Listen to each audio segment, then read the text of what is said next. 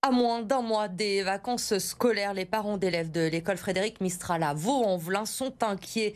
2 classes doivent fermer à la rentrée prochaine suite à une baisse des inscriptions. Conséquence, les classes seront surchargées et les conditions de travail moins bonnes. Arthur Blay et Guillemin Rosy.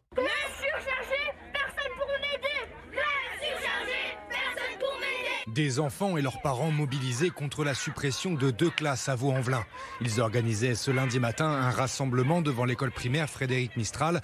Ces fermetures sont dénoncées par les parents qui craignent des classes surchargées. Sur les niveaux CE2, CM1, CM2, on a seulement un élève de moins par rapport à l'an passé et on a une classe entière qui va sauter. Actuellement, les élèves sont dans des conditions sereines pour travailler. Les enseignants arrivent à consacrer du temps aux élèves qui en ont besoin, faire des groupes d'autonomie, réexpliquer.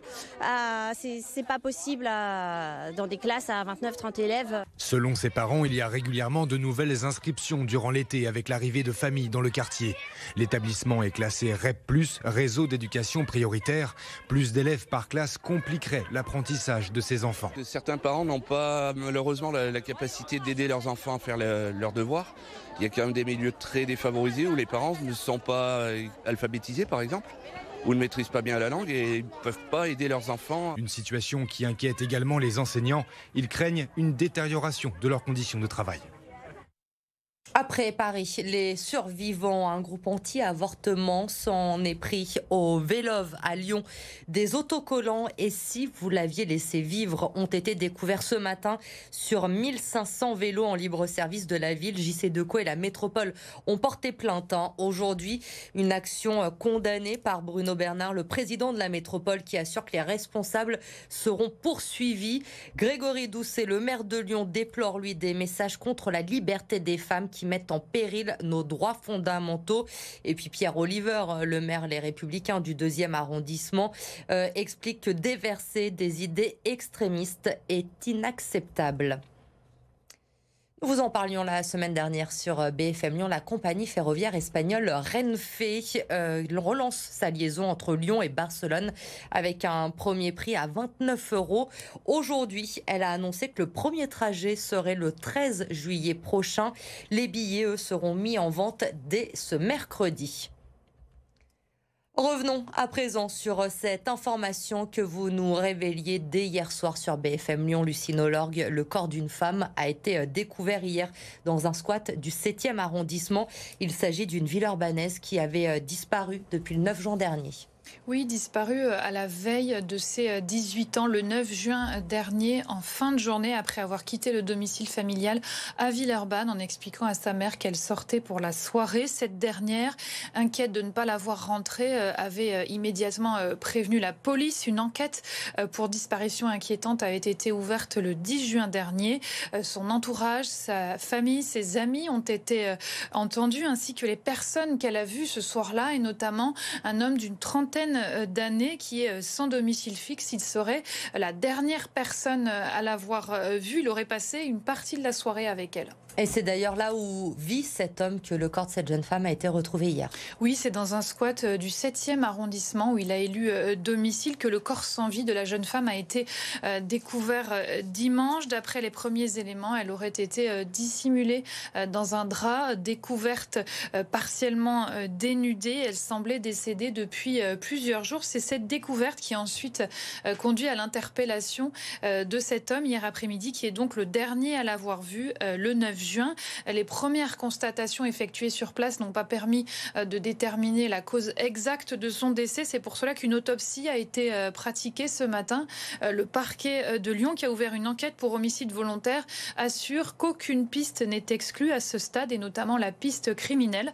L'homme arrêté hier est donc toujours en garde à vue ce soir, et l'enquête, elle, se poursuit à la Sûreté départementale du Rhône. Merci à Lucie pour ces précisions.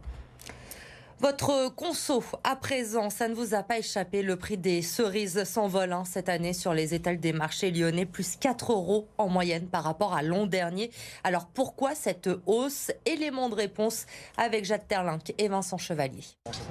Cette année encore, les cerises sont toujours aussi sucrées. Mais l'addition, elle, est salée. Les tarifs varient de 5 à parfois plusieurs dizaines d'euros le kilo, 4 euros de plus en moyenne qu'en 2022. Mais les consommateurs sont prêts à mettre le prix. C'est un peu cher, mais j'ai goûté avant, elles sont délicieuses. C'est plus cher que les autres, mais après, ça dure pas très longtemps, donc on est content de pouvoir le faire. C'est pas comme les pommes qu'on achète toute l'année. La cerise, c'est un mois dans l'année. La cerise est toujours très attendue, mais elle est de plus en plus difficile à produire et plus chère. Pour cet arboriculteur à Besnay, ces cerises coûtent entre 50 centimes à 1 euro de plus le kilo. L'année dernière, elle s'était payée 2,50 et cette année, ça sera payé 3,50, 4 euros. En cause, un mois de mai trop frais et des charges qui ont explosé, dont le coût des insecticides utilisés pour protéger les fruits. Donc là, on voit les dégâts de la drosophile, donc ça pique la cerise. Et ensuite, il y a un ver qui se développe à l'intérieur et ça entraîne la cerise, elle pourrit. Le produit là qu'on nous a mis en dérogation là, pour remplacer au niveau de la drosophile, c'est 200 euros l'hectare, alors qu'avant on était à 30. Sur la variété summit là, qu'on est en train de ramasser, il manque la moitié de la production. Une baisse des prix est tout de même attendue dans une quinzaine de jours après le gros des récoltes, selon les commerçants. Patience donc avant de déguster ce fruit d'été. C'est une application qui va simplifier la vie des déficients visuels. 2 jeunes ingénieurs lyonnais ont créé un système grâce à l'intelligence artificielle pour permettre de localiser des objets dans son environnement. Arthur Blé. Manon, aveugle, rentre pour la première fois dans cette pièce. Avec son téléphone, elle scanne l'environnement pour identifier les objets qui l'entourent. Meubles, chaises, personnes. Grâce à cette application, elle peut également chercher des objets précis, comme une prise électrique pour brancher son téléphone. J'ai trouvé à environ 1,0 mètre. Elle gagne ainsi du temps, de l'énergie et surtout de l'autonomie. On sait toujours qu'il y aura des gens autour de nous pour demander, que les gens sont dans l'ensemble plutôt bienveillants. Mais c'est toujours très frustrant de devoir dépendre de quelqu'un, alors qu'en soi, on a juste une déficience visuelle et qu'on pourrait se débrouiller par nous-mêmes. Cette application est développée par de jeunes ingénieurs lyonnais.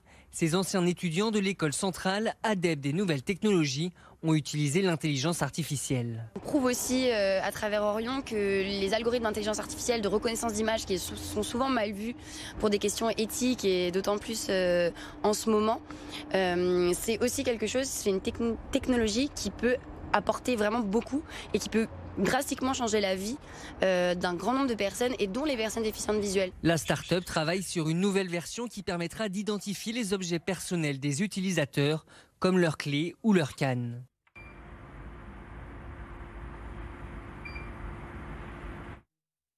Objectif largement atteint pour les organisateurs du Lyon Street Food Festival. Le record d'affluence a été battu avec 45 000 personnes pendant les 4 jours du festival. Ça confirme évidemment la place de plus grand festival de cuisine de France. Les 120 chefs présents ont servi près de 160 000 portions cette année.